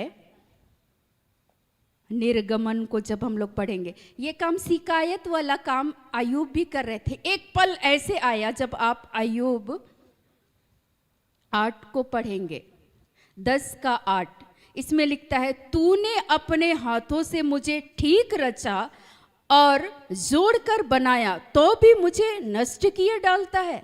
एक घड़ी ऐसा भी आया अय्यूब के जीवन में, हालांकि अय्यूब धर्मी व्यक्ति थे ईश्वर के दृष्टिकोण में, लेकिन एक पल ऐसा भी आया, चूंकि मनुष्य का ये स्वभाव ही हो गया है, और एक पल ऐसा ही आया कि अय्यूब भी बोल उठते हैं कि ईश्वर आप ही हमको बनाए हैं और आप ही के हाथों के द्वारा हम नष्ट हुए जा रहे हैं। एक पल यीशु मसीह के साथ भी आया और यीशु मसीह बोलते हैं, पिता तूने मुझे क्यों छोड़ दिया, बोल रहे थे ना। आज हमारी भी वो दशा होती है, और इसीलिए यीशु मसीह भी मनुष्य रूप को धारण किए। यीशु को मालूम था कि हमारे आने वाले बच्चों के जीवन में कैसे कैसे वे कष्ट और पीड़ाओं से गुजरेंगे, उनके जीवन में किन किन परिस्थितियों का वे सामना करेंगे। क्या यीशु को भूख नहीं लग रही थी ना? क्या यीशु मसीह को लोग गाली नहीं दे रहे थे? तो यीशु नहीं बोले कि आप हमको इस संसार में क्यों भेज दिए हैं, ये लोग दिन भर गाली देते हैं, ये आप शब्द बोलते हैं, मेरी निंदा करते हैं। यीशु ऐसा बोल रहे थे? नहीं बोले। वो जानते थे प्रभु के सामर्थ्य को, वो जानते थे कि ईश्वर ने हमें किस उद्देश्य के तहत इस संसार में भेजा। जिस दिन आपको ये मालूम हो जाएगा ईश्वर चुटकी भर में, मिनटों में आपके जीवन को बदल सकता है, उस दिन आप ये शिकायत करना क्या कर देंगे? बंद कर देंगे। जब ईसाइयास को पढ़ेंगे तो ईसाइयास में भी लिखता है, ईसाया 45 में लिखा हुआ है 9 में, हाय उस पर जो अपने रचने वाले से झगड़ता है, वह तो मिट्टी के ठीकरों में से एक ठीकरा ही है। क्या मिट्टी कुम्हार से कहेगी तू यह क्या करता है? क्या कारीगर का बनाया हुआ कार्य उसके विषय कहेगा उसके हाथ नहीं है? हाय उस पर जो अपने पिता से कहे तू क्यों जन्माता है, और माँ से कहे तू किस की माता है। आज एक बच्चे कई बार क्या करने लगते हैं? अपने माता पिता के लिए क्या करने लगते हैं? शिकायत करने लगते हैं। और यीशु मसीह एक कुम्हार है और हम सब मिट्टी हैं, उसके हाथ में है, और वो जब चाहे आपको घड़ा बना सकता है, जब चाहे आपको सुराही बना सकता है, जब चाहे आपको आशीष का पात्र बना सकता है। और इसके लिए आप ईश्वर को चुनौती नहीं दे सकते। हम ईश्वर से ये कह नहीं सकते हैं कि आपने हमारे साथ ऐसा क्यों किया। और जिस दिन हम शिकायत करना बंद कर देंगे, ये कंप्लेन करना बंद कर देंगे। आज बहुत सारे बच्चे ऐसे बोलते हैं कि इससे अच्छा तो आप हमको पैदा ही नहीं करते, क्यों बनाए, आज मुझे दिखाई नहीं देता है। एक भाई से मैं मिली हुई थी और वो भाई विकलांग थे, लेकिन बहुत अच्छे तरीके से वो गिटार बजाते थे। किसी को ये मालूम नहीं था कि उसकी ये आदत थी, और वो बच्चा अपने कमरे में फूट फूट कर रोते हुए वो ईश्वर से कंप्लेन करता था, अपने माता पिता के विरुद्ध बोलते थे। और जब प्रभु ने वचन के द्वारा प्रकाशन दिया तो मैंने उससे कहा कि बाबू आज के बाद ये काम नहीं कीजिए आप। हम बोले कि ईश्वर आपके हृदय के उस मनोभाव को जानते हैं, और आप सैकड़ों के लिए प्रभु ने आपको आशीष का कारण बनाया। आप सैकड़ों के लिए जब पुलपिट पे स्टेज पे खड़े होकर के जब आप गिटार बजाते हो, विकलांग होते हुए भी प्रभु ने आपको इस अवस्था में रखा, फिर भी आपको ईश्वर अपनी महिमा के लिए इस्तेमाल करते हैं। सैकड़ों ऐसे विकलांग के लिए आप एक प्रेरणा का स्रोत बन जाते हैं, आप उनके लिए आदर्श बन जाते हैं। और वे कहते हैं कि जब इस इंसान के द्वारा ईश्वर कार्य कर सकते हैं तो ईश्वर हमें भी इस्तेमाल करेंगे। ये उनके लिए आप प्रेरणा के स्रोत बन रहे हैं और आप शिकायत कर रहे हैं। तो बोले दीदी कभी हम तो इस दृष्टिकोण से हम सोचे ही नहीं। हम बोले कि शैतान हम लोग को फंसा के रखा है ताकि हम शिकायत करते रहें और प्रभु की प्रतिज्ञा हमारे जीवन में पूरा ना हो, और उसकी आशीषों से हम सभी वंचित हो जाएंगे। इसीलिए आज से हम लोग शिकायत करना बंद कर दे। ईश्वर आपको अपने महिमा के लिए बनाए। मैं यहाँ पर बहु बाजार में ब्लाइंड स्कूल में एक दिन गई हुई थी। मैं रोड गेट के पास ही मैं उतर गई और उतरी और मैं जा रही थी, और चूँकि पवित्र आत्मा मुझे कहा कि उतरो, ये इसी स्थान पे उतरो और यहाँ से तुम पैदल टहलते हुए चले जाना। और मैं टहलते हुए जा रही थी, एक अंधा दूसरे अंधे को पकड़े इतने मुस्कुरा रहे हैं, आनंदित हैं वे लोग। और हम सोच रहे हैं कि प्रभु ये लोग कितने आनंदित हैं, लेकिन आपने हमें आंख दिया है, हाथ दिया है, हम चल फिर सकते हैं, देख सकते हैं, सब कुछ कर सकते हैं, लेकिन आज हम लोग खुश नहीं हैं, हम लोग संतुष्ट नहीं हैं, और हमारी ये प्रवृत्ति हो चुकी है कि हम शिकायत करते रहते हैं। लेकिन ये लोग इतने आनंदित हैं। प्रभु ने मुझे बताया और वे लोग आपस में डिस्कस कर रहे हैं कि ईश्वर ने हमें अच्छा बनाया है, खूबसूरत बनाया है, क्योंकि आज हमें संसार की बुराइयां दिखाई नहीं देती। और आज हम लोग खुश हैं कि ईश्वर हमें उस बुराई से क्या कर रहे हैं, बचा रहे हैं। और ईश्वर की अनुग्रह है कि आज हम लोग आनंदित हैं। मैं सोचती वाह प्रभु कितने अच्छे शब्द को आज हमें आपने सिखाया। मैं यहाँ से सायर होम में गई हुई थी, मैं देख रही थी कि एक जो अपाहिज है, जिसका हाथ नहीं काम कर रहा है, जो ऊपर नीचे नहीं कर सकते हैं, और वो दूसरा जिसका पैर से वो विकलांग है, पैर से जो चल फिर नहीं सकते हैं, वो जिसका हाथ सही है वो उसको निवाला खिला रहा है बड़े प्यार से। आप जाइए,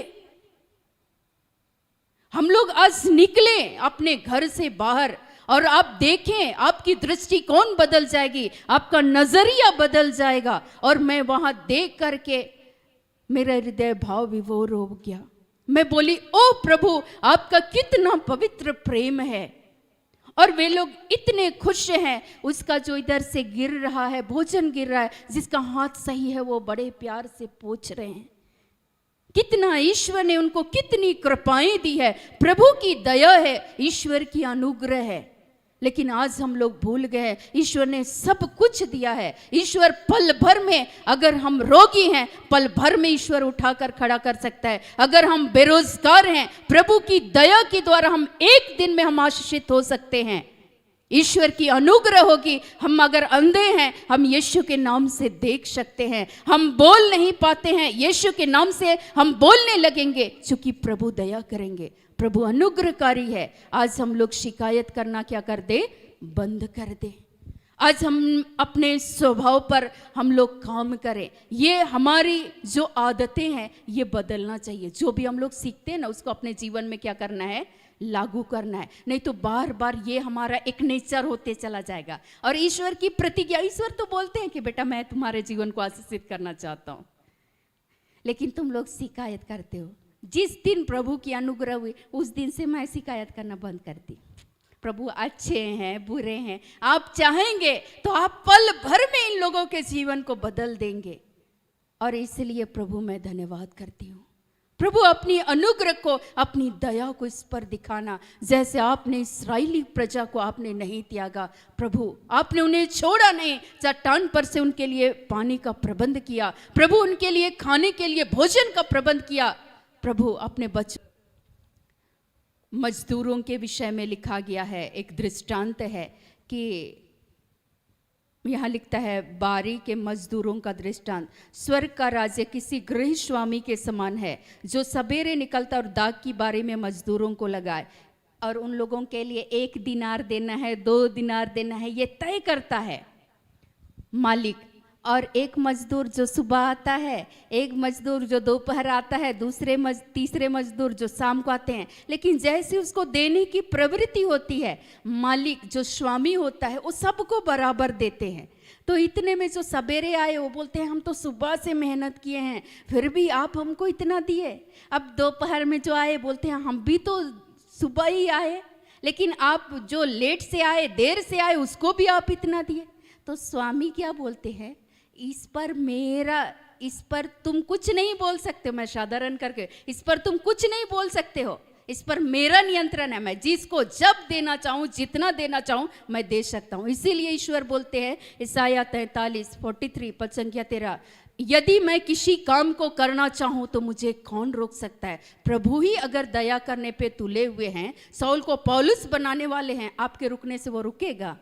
नहीं रुकेगा। अगर एक शराबी है, उस शराबी को कब और किस समय में बदलना है ये प्रभु ने निश्चित करके रखा है। पल भर में ईश्वर उसके जीवन को बदल सकता है। इसीलिए हम लोग उसके विषय में कंप्लेन नहीं करते हैं। जब भाई प्रभु के दास भाई राज जब पहली बार आए, वो अक्सर बोलते हैं कि मुंह में भी क्या था, पान चबाते हुए आ रहे थे। जो उसको लेकर के आ रहे थे वो भी बोल रहे थे ना मत जाना वहाँ, लोग धर्म परिवर्तन करवा देंगे। लेकिन वो बाहर ही रुक गए और भाई आए। लेकिन चूँकि एक रेस्पेक्ट की भावना भी थी और इसीलिए अपना मुंह से पान उन थूक करके वो चले आए।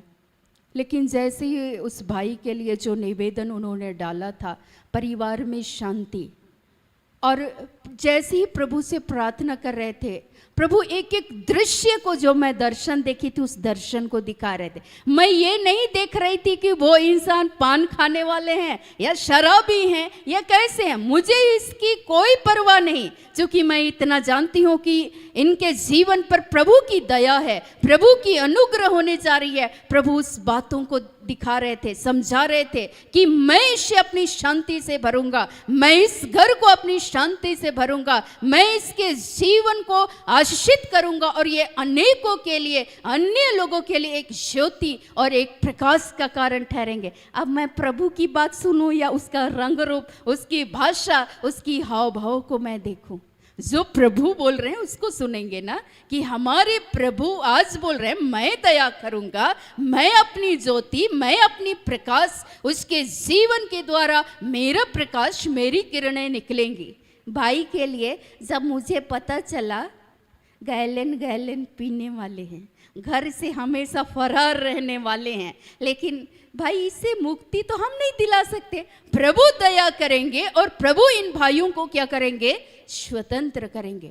एक दिन की बातें हैं कि ये भाई लोग बोल रहे थे अच्छा ठीक है, हम लोग क्रिसमस का समय हम लोग नाच के आए, दीदी जाओ नाच लो, जी भर के नाच लो। क्योंकि हम जानते हैं कि प्रभु का प्रेम है, और प्रेम इन लोगों को पकड़ के रखा। अब जो वहाँ पर दारू पी के नाच रहे, वही लोगों को नाचने में अब मजा आएगा? बिल्कुल भी नहीं। उस चीज से प्रभु ने उस अंधकार में से निकाला, प्रभु की दया है। अब उनको वहाँ पर नाच तो रहे हैं, थोड़ी देर नाचे, उन लोगों को दया आ रहा है, प्रभु इन भाइयों को भी स्वतंत्र कीजिए। वहाँ नाचेंगे क्या, वे लोग क्या कर रहे हैं, उसके लिए दया की याचना करने लगे। प्रभु इन पर भी दया कीजिए, ये लोग भी स्वतंत्र हो जाएं, क्योंकि प्रभु ने इन्हें क्या किया है, स्वतंत्र किया है। आज हमारा ये स्वभाव होना चाहिए। आज ईश्वर हमारे भी जीवन को क्या करेंगे, आशीषित करेंगे। जिसको नौकरी मिल गई है वे भी किसी को तिरस्कृत ना करें, लेकिन उनके लिए वे भी दया की याचना करें। और कभी भी हम लोग प्रभु, चूंकि फिरौन के द्वारा भी अपने पूरे संसार को, अपने सामर्थ्य को दिखाना चाहते थे। देखो इसका भी पूरे इस्राएली समुदाय पर फिरौन का कैसे नियंत्रण है, लेकिन ईश्वर दूसरी तरफ मूसा को भी खड़ा कर रहे थे। देख मैं अपने दास के द्वारा उस गुलामी में से मैं क्या करूंगा, निकालूंगा, मैं अपनी दया को दिखाऊंगा। और वहां एक तरफ से ईश्वर का भी उसके हृदय को कठोर कर देते फिरौन को, और दूसरे तरफ से प्रभु अपने सामर्थ्य को दिखाते हैं और अपनी जनता को वहां से क्या करते हैं, निकालते हैं। तो वो ईश्वर का सामर्थ्य क्या आज कम है? नहीं। जब हम लोग पापी ही थे तब ये ईश्वर ने हमसे प्रेम किया और यीशु मसीह को भेजा हमारी उद्धार और मुक्ति के लिए। हम पर ईश्वर ने दया दिखाया कि हम लोग उस गुलामी में से स्वतंत्र किए जाएं। हम जहां तिरस्कृत थे वहां ईश्वर हमें सम्मानित करना चाहते हैं। ईश्वर जिस जगह पर हमें तिरस्कार मिला है वहां ईश्वर आपको उन्नत करना चाहते हैं, वहां ईश्वर आपको ऊंचा उठाना चाहते हैं। लेकिन आज हम लोग क्या करते हैं, वो प्रतिज्ञाएं क्यों नहीं पूरी हो रही हैं? क्योंकि हम लोग क्या कर रहे हैं, शिकायत कर रहे हैं और हम ही खुद ही उसके लिए बाधा उत्पन्न कर रहे हैं। तो आज से हम लोग ऐसे कार्यों को ना करें। हम इज़राइली ना बने, लेकिन हम लोग प्रभु के लिए हम लोग प्यारे हैं, ईश्वर के लिए हम लोग कीमती हैं। प्रभु ने हम सबों पर अपनी दया दिखाए। हम सोचते हैं कि आज ये बच्चे जो आते हैं, छोटे छोटे बच्चे अभी भी यूनिफॉर्म में आए हुए हैं, मैं इनको देखती हूँ, ये लोग बच्चे जब 8 क्लास में थे, 7th क्लास में, तब से देखते आ रहे हैं। तो ऐसे ही मैं देखी बहुत सारे बच्चों को 4 क्लास में, 3 क्लास में, और वे बच्चे प्रभु के लिए उत्सुक हैं। जैसे भाई जो प्रभु के दास है भाई राज, उनके बेटियों से मैं दूध पीती थी। उनके छोटे भाई के बेटे भी, वो भी छोटे थे, बेदी में लोग लुढ़क लुढ़क इधर से उधर दूध का बोतल छप छप पीते थे। और लगता था कि प्रभु ये बच्चे कितने अनुग्रहकारी है, कितना प्रभु तू दयालु है, अपने बच्चों से प्रेम करता है। और ईश्वर बताते आने वाले समय में इन बच्चों को मैं खड़ा करूं। जब बच्चे आज एक्ट करने के लिए यहाँ खड़े होते हैं तो हम खुश होते हैं कि प्रभु धन्य है, सही में हम लोग धन्य हैं। बहुत सारे लोग आज काम करना चाहते हैं, बहुत सारे लोग पार्टिसिपेट करना चाहते हैं, बहुतों के द्वारा प्रभु आप काम करना चाहते हैं, लेकिन प्रभु आपकी दया है कि आपने इन बच्चों को उठाकर खड़ा किया है कि आज इन बच्चों के शरीर के द्वारा आप अपनी महिमा को ले रहे हैं। ये बच्चे नाचते हैं, उछलते हैं, एक्ट करते हैं, लेकिन प्रभु इनके बच्चों के द्वारा आपने अपनी महिमा को लिया है। इन बच्चों को आपने खड़ा किया है, इस कम उम्र में आपने इनका चुनाव किया है। प्रभु हम धन्यवाद करते हैं। आज हम लोग सही में आशीषित लोग हैं। आज हम लोग वाकई में धन्य हैं कि आज बहुत सारे लोग संगति करना चाहते हैं। बहुत सारे लोग आज ऐसे सेवकों के उस फंदों में फंस चुके हैं जहां वे भटकाए जा रहे हैं, लेकिन यहाँ किसी बदलने वाले हैं, हमारे स्वभाव को बदलने वाले हैं। वो ईश्वर ने मेरे स्वभाव को बदला, मेरी दृष्टिकोण को बदला कि बेटा मैंने तुम पर दया किया है, मैंने तुम्हें निकाला है। ऐसा ही अन्य लोगों के लिए तू प्रार्थना कर कि मैं उस पर भी दया करूं, वे भी स्वतंत्र किए जाएं। वे लोग भी आज रोते हैं। मुझे याद है कि जिस दिन भाई आए थे उस दिन 2 बहनें आई थी और दोनों बहनें फूट फूट कर रो रही थी। उनकी यही शिकायत थी, इससे भला है कि जिसके माँ बाप नहीं होते हैं उनको इस संसार से मर जाना चाहिए। उसमें से एक बहन आत्महत्या करने के लिए पंखे में फांसी का दुपट्टा से फंदा बना करके रखी थी और उस फंदे पे बार बार अपना गर्दन डाल रही थी। मैं आज आपको बता रही हूँ। और वो बोलती है कि अचानक से दीदी किसी ने बताया था उनको कि टमटम टोली में कुछ यूथ हैं जो सेवकाई करते हैं, तो उनके मन में वही बातें गूंजने लगे कि क्यों नहीं हमें चलकर मिलना चाहिए। और अचानक प्रभु का आत्मा उनको पकड़ लिया और दोनों बहनें, वो एक सुसाइड करने के बजाय आत्मा उसको पकड़ लिया। वो बोलती है कि बार बार हम उस फंदे पे दीदी गल्ला डाल रहे थे, लेकिन बार बार फिर से निकल जा रहे थे। और दूसरी बहन भी क्या कर रही है, रो रही है, चलो आज हम दोनों मर जाते हैं। अच्छा है कि हमारे माँ बाप नहीं है, ऐसे बच्चों को इस संसार में जीने का कोई अधिकार नहीं है। वे ईश्वर और माँ बाप के विरुद्ध वे लोग शिकायत कर रहे थे। और जब वे आए तो ईश्वर ने सर्वप्रथम मैं जैसे ही उनके लिए प्रार्थना करने लगी, प्रभु ने बताया इनकी दशा तुम्हारी ही तरह है। तो मैं सोचने लगी कि प्रभु मेरी तरह मतलब हमको समझाइए।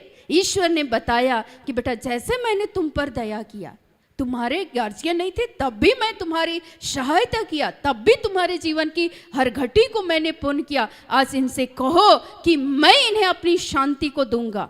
मैंने कहा कि बहनें आप लोग मेरी बातें सुने, प्रभु कह रहे हैं ईश्वर आप दोनों से प्यार करते हैं, आप दोनों सेटल होंगे, आप लोगों की नौकरी होगी। प्रभु आपसे प्यार करते हैं, आज से शिकायत करना बंद कर दे। और आपने जो आज ईश्वर के विरुद्ध जो आपके मन में शैतान ने इस योजना को डाला था कि आप खुद को खुदकुशी करके नष्ट कर ले, ये आपका इस शरीर पर अधिकार नहीं है। जिस ईश्वर ने अपने हाथ से बनाया उस ईश्वर का आपके शरीर पर नियंत्रण है, आपकी आत्मा पर नियंत्रण है। हम इस संसार में ऐसे ही नहीं भेजे गए हैं, प्रभु की दया है, ईश्वर की अनुग्रह है। आप कीमती हैं, प्रभु के लिए अनमोल है, ईश्वर आपसे प्यार करते हैं। इतना ही कहना देर था, वे दोनों बहनें फुट फुट कर रोने लगे। बोले कि दीदी आज के बाद ऐसे नहीं करें। मैंने कहा अब ही चले जाइए और एक अच्छा पश्चाताप कीजिए। प्रभु की दया आप दोनों पर हुई है, प्रभु की कृपा है आप दोनों पर, और आज के बाद आप दोनों संगति करें,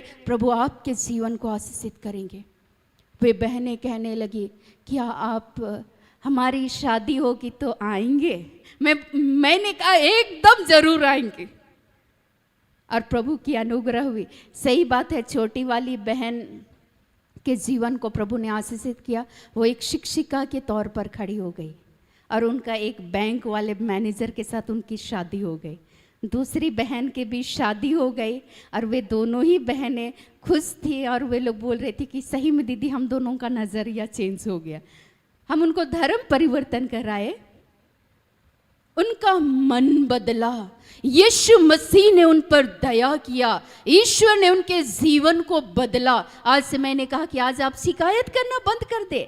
आज से आप कहें यीशु आप हमसे प्यार करते हैं, आपने हम पर दया दिखाया है, ऐसे ही अन्य ऐसे हमारे जैसे जितने बहनें हैं भाई हैं उन पर भी तो दया दिखा। हम शिकायत करना आज से बंद कर दे पिता। आज से हम आपसे प्रेम करना सीखें। और सचमुच में वो ईश्वर प्रेमी है, वो ईश्वर दयालु है, वो ईश्वर करुणामय है। वो ईश्वर आज अपने महान सामर्थ्य को फिर से देखिए कैसे प्रकट करते हैं। यहाँ लिखता है निर्गमन 9:16 में, परंतु सचमुच मैंने इसी कारण तुझे बनाए रखा कि तुझे अपनी सामर्थ्य दिखाऊं और अपना नाम सारी पृथ्वी पर प्रसिद्ध करो। ईश्वर आपके जीवन में, ईश्वर अपने अद्भुत सामर्थ्य को क्या करना चाहते हैं? दिखाना चाहते हैं। इसीलिए वचन कहता है चख कर देखो, परख कर देखो प्रभु कितना भला है। आप उसके स्वाद को चखेंगे ही नहीं, प्रभु के सामर्थ्य को कैसे पहचानेंगे? भाई ने चखा, भाई के जीवन में प्रभु ने कार्य किया, ना केवल उस भाई के जीवन में, संपूर्ण परिवार में। जब उन भाई जो प्रभु के दास हैं उस संपूर्ण परिवार को आराधनालय में बुलाया जा रहा था संगति करने के लिए, उसके पिताजी जो काफ़ी एज के हैं लेकिन इसके बावजूद जो काफ़ी बचपन के समय से ही उनको खैनी खाने की जो आदतें थी, उस आदतों से प्रभु ने क्या किया? स्वतंत्र किया। उसकी माँ के पैर में कहीं गोला था, उस गोला को प्रभु ने दूर किया। भाई के जीवन में प्रभु ने कार्य किया। 3 दिन में अपने महान सामर्थ्य को प्रभु ने दिखाया और उस नशे के बंधन से पूर्णतः स्वतंत्र किए। एक दिन मुझे उनके मित्र मिले और मैं उन्हीं के घर में प्रेयर करने के लिए हमारी टीम गए हुए थे। तो उसने कहा कि 10 आ गया, वहाँ पर भाई पोस्टर लगा हुआ था। तो उनके जो मित्र थे वो भी आए, बोले कि अच्छा सिस्टर एक बात बताइए, ये जो लिखा हुआ है ना, ये कुछ कोटेशन है क्या? तो मैंने कहा कि हाँ कोई कोटेशन है। वो ऊपर से नीचे देखने लगे, बोले अच्छा 1 नंबर, 2 नंबर, 3, सब हम पाप किए, सब ऊपर से नीचे सब गुनाह किए हैं। ईश्वर हम पर दया कर, ईश्वर हम पर दया कर। और उस शांति को पाने के लिए मैं क्या करूं? मैं तो शांति को तलाशने के लिए कभी कोलकाता चला जाता हूँ चिल आउट करने के लिए, लेकिन इस भाई के जीवन में पता नहीं कौन नशा मुक्ति केंद्र में शायद एडमिट हुए होंगे, वहाँ से इसको इस नशा से ईश्वर ने इनको स्वतंत्र, उन लोगों को मालूम नहीं था। और वो भाई कह रहे थे कि सिस्टर मेरे लिए भी कुछ कीजिए ना कि ईश्वर हम पर भी दया करे। देखिए उनकी चाहत है ये।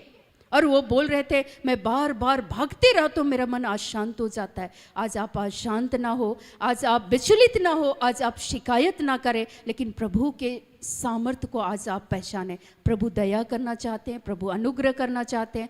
आप और हम इस्राएली ना बने, हम कुड़कुड़ाए नहीं, हम शिकायत नहीं करें। और इसके लिए मैंने बहुत सारे वचनों को पढ़ा। यीशु कुम्हार है, हम मिट्टी हैं। ईश्वर पल भर में हमारे जीवन को आशीषित कर सकते हैं। ईश्वर के लिए हम लोग कीमती हैं, प्रभु ने रचा है। आपको ईश्वर उस मृत्यु की शैया से उठाकर खड़ा करने वाले हैं। ईश्वर आपके द्वारा अद्भुत सामर्थ्य के कार्य को प्रकट करेंगे। मुझे बिल्कुल भी यकीन नहीं था। आज मैं भाई को बोल रही थी, आप सोचे थे कभी कि आप दास बनेंगे? आज एक डॉक्टर आई हुई थी सवेरे, वो बोल रही थी कि मेरा बेटा स्वीकार कर लिया कि प्रभु के सेवक हैं। क्योंकि वो डॉक्टर लोगों के साथ जब हम लोग मिलते थे और हम लोग बोलते थे आप प्रभु के एक दास हैं, तो बोलते नहीं नहीं नहीं नहीं, हम दास नहीं, हम सेवक के सेवक हैं, ऐसे बोलते थे। हम बिल्कुल भी नहीं हैं, वो इनकार करते थे। लेकिन हम लोग बोलते थे कि एक दिन आपको स्वीकार करना होगा कि आप ईश्वर के दास हैं, प्रभु के लिए आप कीमती हैं, प्रभु ने आपको चुना है। आज वो बोल रहे थे कैसे सोच सकता है, मैं जानता ही नहीं था तो मैं कैसे सोच सकता। हम भी नहीं सोचे थे ऐसे, लेकिन प्रभु की दया है। और वही दया, वही करुणा ईश्वर आप सबों के जीवन पर, जैसे हम सभी भाई बहनों के जीवन पर प्रभु ने दिखाया, अपने सामर्थ्य को आज आप सबों के जीवन पर दिखाए। वही ईश्वर ने उन मछुआरों का चुनाव किया, उन पर दया किया, और उन मछुआरों को ईश्वर ने अपना शिष्य बना लिया। और वे संसार भर में यीशु मसीह के लिए वे लोग यीशु मसीह के बारे बताने लगे। आज भी हम लोग उन शिष्यों को याद करते हैं ना, करते हैं कि नहीं करते हैं? यीशु मसीह के चेलों को, उसी चेले कभी सोचे होंगे कि ईश्वर हम पर दया करेंगे, लेकिन ईश्वर कितने दयालु हैं। मछुआरे से कहा ईश्वर अपना शिष्य बना दिए। तो वही ईश्वर आज हमारे और आपके जीवन को बदल सकते हैं। वही ईश्वर उस चुंगी लेने वाले जकई के जीवन को बदला, वो ईश्वर आज आपके जीवन को बदल सकते हैं। वो जकई पर दया करने वाले ईश्वर आज आप पर दया करेंगे। बस आज से कोई अमीर है, गरीब है, ये सब करना बंद कर दे। तो आइए आज के एक एक वचनों से प्रभु यीशु मसीह हम सबों को बहुत आयत की आशीष, अनुग्रह और कृपा प्रदान करे। आमीन।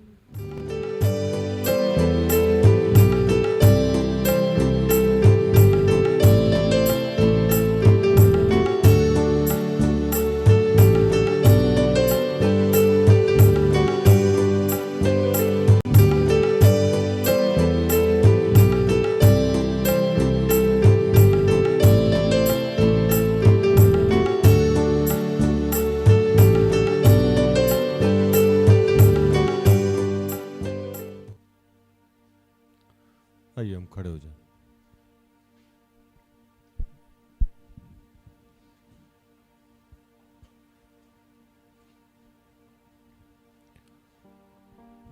कि हे दयालु पिता,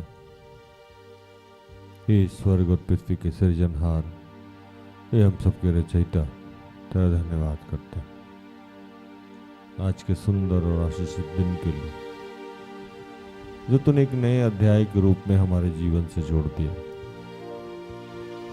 धन्यवाद करते हैं प्रभु कि प्रभु हमारी प्रवृत्ति है प्रभु कि हम हर बात में चिढ़ते हैं प्रभु, हम शिकायत करते हैं, हम कहीं भी संतुष्ट नहीं हैं पिता। इस आदत से आज हमें मुक्त कीजिए प्रभु, और प्रभु हमारा संपूर्ण रूप से उद्धार कीजिए। जो भी प्रतिज्ञाएं, जो भी योजनाएं आपने हमारे लिए बना रखी है प्रभु, वो हमारे शिकायत करने की प्रवृत्ति से हम वहां नहीं पहुंच पा रहे हैं प्रभु। ये आदत, ये प्रवृत्ति हमारे जीवन से समाप्त कीजिए। पिता, पुत्र, पवित्र आत्मा हमारी प्रार्थना का उत्तर दीजिए।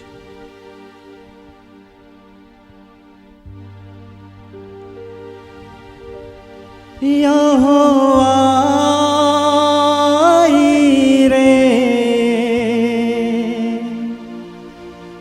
सब कुछ संभालेगा।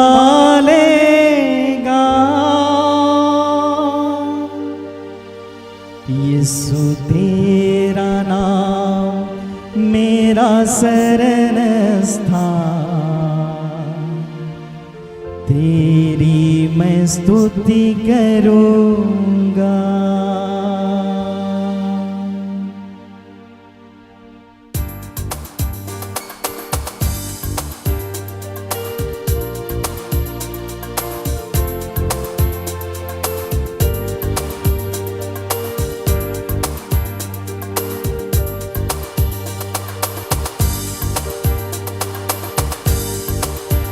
यीशु तेरा नाम मेरा शरण स्थान, तेरी मैं स्तुति करूँगा।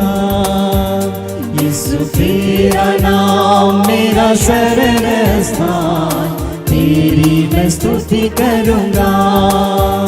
यीशु तेरा नाम मेरा शरण स्थान, तेरी मैं स्तुति करूँगा। यीशु तेरा नाम मेरा शरण स्थान, तेरी मैं स्तुति करूँगा। स्तुति करूँगा, तेरी स्तुति करूँगा, स्तुति करूँगा, तेरी स्तुति करूँगा। यीशु तेरा नाम मेरा शरण स्थान, तेरी मैं स्तुति करूँगा। ये दयालु पिता, जितने तेरे बीमार बच्चे हैं मैं उनके लिए प्रार्थना करता हूँ कि प्रभु उनको स्पर्श कीजिए, उनके चिढ़ने से, उनके कुड़कुड़ाने से, उनके जीवन से आशीष से उन्हें वंचित ना कीजिए पिता। गौरव, सलोनी, शशि, जैस्मिन, सुनील, अर्जीन, शांति, फुलमणि, डॉर्थी, मायारा, मायरा, अनीता, आशीष, सूरज, अनुपम, प्रभु अन्य जितने बच्चे जहाँ भी हैं बीमार हैं, किसी को एलर्जी है, किसी के कमर में दर्द है, किसी के रीढ़ की हड्डी में दर्द है, किसी के पैर में घाव है, प्रभु कोई कहीं भी है पिता, चाहे वो जिस अवस्था में है, जिस बीमारी में है, जिस परेशानी में, उन सबको तेरे हाथों में देते हैं प्रभु। तू उन सबकी मदद कर। आज जितने लोग नशे से ग्रसित हैं प्रभु, संदीप, सालू, जेबियर, प्रफुल्ल, अमर, नितेश, माहिर, सुनील, मिनौल, राजेश, अभिषेक, प्रभु उन सब पे कृपा कीजिए, हम सब पे कृपा कीजिए। हमारे जीवन में जो भी बुरी आदतें हैं, जो भी ऐसी आदतें हैं जिसके वश में हम हो गए हैं प्रभु, उन तमाम लतों से आज हमें मुक्त कीजिए। इस शरीर में आप निवास कीजिए प्रभु। जितने तेरे बेरोजगार बच्चे हैं मैं उनके लिए प्रार्थना करता हूँ कि प्रभु इन तमाम बेरोजगार बच्चों को रोजगार का आशीष दीजिए। यह दयालु पिता दीपा, दीपेश, विवेक, सुशन, दीप्ति, महिमा, रेमित, अमित, निशांत, मरियम, और प्रभु जो पढ़ाई और एग्जाम के लिए प्रार्थना चाहते हैं, परमीला, मनोरमा, अंजलि, आशीष, रूथ, ओलिवा, सुषमा, रितिका, अंजू, निर्भय, गुड्डी, अनुजा, महिमा, सिमी, प्रभु इन तमाम बच्चों को तेरे हाथों में समर्पित करते हैं। प्रभु जितने बिजनेसमैन हैं, जो छोटे से बड़े व्यापारी हैं, वो सब्जी बेचते हों या ठेला लगाते हों या रिक्शा चलाते हों या ऑटो चलाते हों या इंडस्ट्रियल हो, प्रभु जितने भी छोटे से लेके बड़े व्यापारी हैं उनके रोजगार को आशीषित कीजिए। जितने डॉक्टर्स हैं, इंजीनियर्स हैं, प्रोफेसर हैं, टीचर हैं, शिक्षक हैं, बैंकर्स हैं, प्रभु उन सबको आशीषित कीजिए पिता। जितने बेरोजगार बच्चे हैं उन पर कृपा कीजिए प्रभु।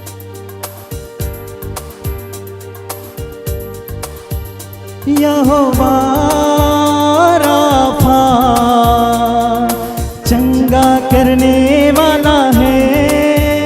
यहोवा राफा चंगा करने वाला है।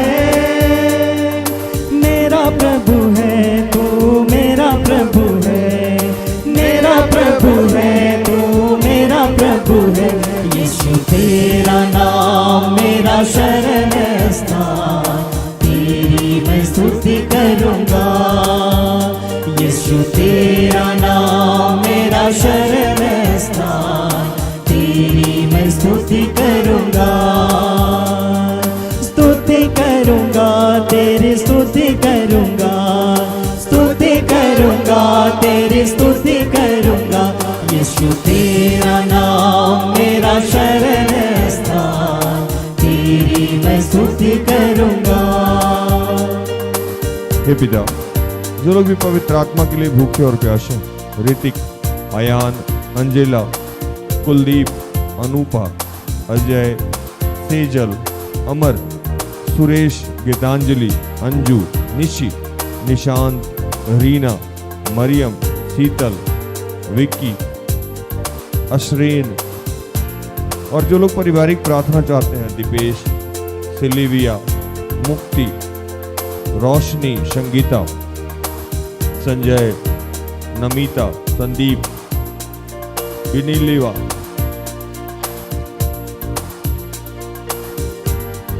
प्रभु इन तमाम बच्चों को तेरे हाथों में समर्पित करते हैं। ये दयालु पिता, हम सब पे तेरी कृपा हो प्रभु।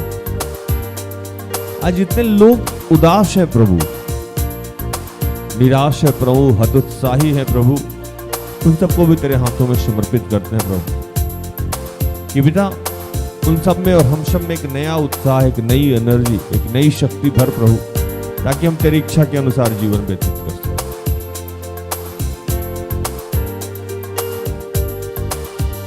यहोवा रे सब कुछ संभालेगा, यहोवा रे सब कुछ संभालेगा। घबराएंगे नहीं, घबराएंगे, घबराएंगे नहीं, घबराएंगे। यीशु तेरा नाम मेरा शरण स्थान, तेरी मैं स्तुति करूँगा। यीशु तेरा नाम मेरा शरण स्थान, तेरी मैं स्तुति करूँगा, स्तुति करूँगा, तेरी स्तुति करूँगा, स्तुति करूँगा, तेरी स्तुति करूँगा। यीशु तेरा नाम मेरा शरण स्थान, तेरी मैं स्तुति करूँगा। हे दयालु पिता, जो लोग निसंतान हैं मैं उन सब के लिए प्रार्थना करता हूँ। संगीता के लिए, जो लोग विवाह के लिए इच्छुक हैं मैं उनके लिए प्रार्थना करता हूँ। गोरेटी और ऐसे जितने तेरे बच्चे हैं, जो लोग भी नकारात्मक शक्ति से ग्रसित हैं मैं उन सब के लिए प्रार्थना करता हूँ। फ्रांसिस के लिए, जो गलत संगति में है, मनीता, जिनके मन स्थिर नहीं है प्रभु मैं उनके लिए प्रार्थना करता हूँ। अरविंद के लिए मैं प्रार्थना करता हूँ। रेक्सिमा, जिनका भी इंटरव्यू या पेपर वेरिफिकेशन होना है उनके लिए प्रार्थना करता हूँ। अलका, जो आर्थिक रूप से संपन्न नहीं है मैं उनके लिए प्रार्थना करता हूँ।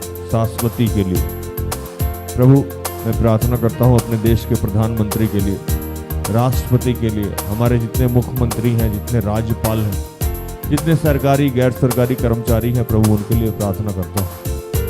मैं प्रार्थना करता हूँ आज कोई विनीत हैं प्रभु उनके लिए प्रार्थना करता हूँ कि प्रभु उनके जीवन को तू आशीषित कर। मैं प्रार्थना करता हूँ भूषण के लिए कि प्रभु उनके जीवन में जो तेरी इच्छा, जो तेरी योजना है उसको पूर्ण कर।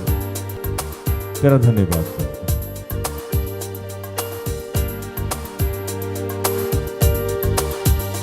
यहोवा रुआ अच्छा चरवाहा है, यहोवा रुआ अच्छा चरवाहा है। घटी नहीं है कोई, घटी नहीं है, घटी नहीं है कोई, घटी नहीं है। यीशु तेरा नाम मेरा शरण स्थान, तेरी मैं स्तुति करूँगा। यीशु तेरा नाम मेरा शरण स्थान, तेरी मैं स्तुति करूँगा, स्तुति करूँगा, तेरी स्तुति करूँगा,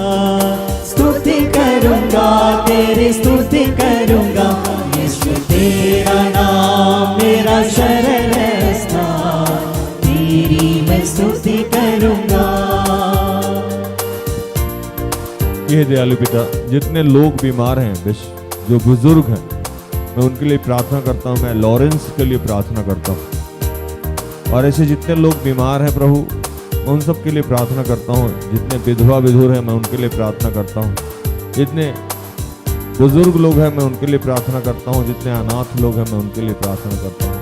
मैं प्रार्थना करता हूँ डॉक्टर स्टेला के लिए कि प्रभु अपने नियंत्रण में लीजिए प्रभु, और उनके जीवन की सारी समस्याओं का समाधान कीजिए प्रभु। उन्हें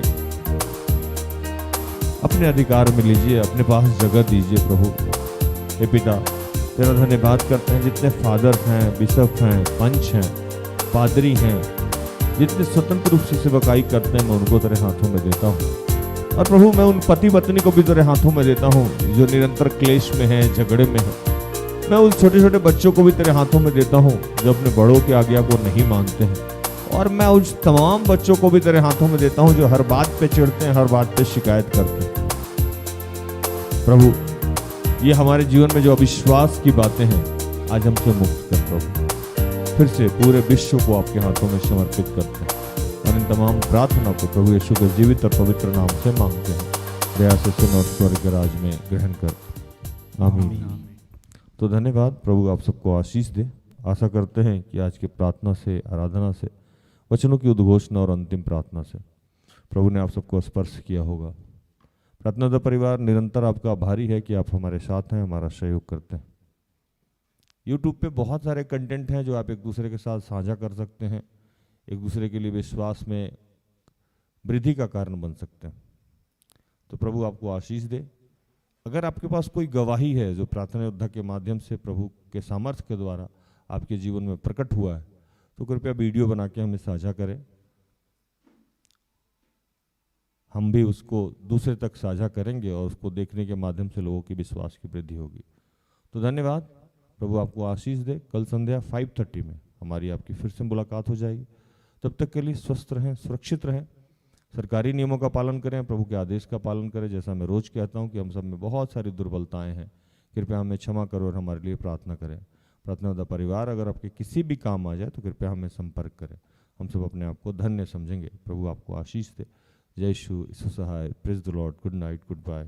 सारे दिल से, सारे मन से तेरी आराधना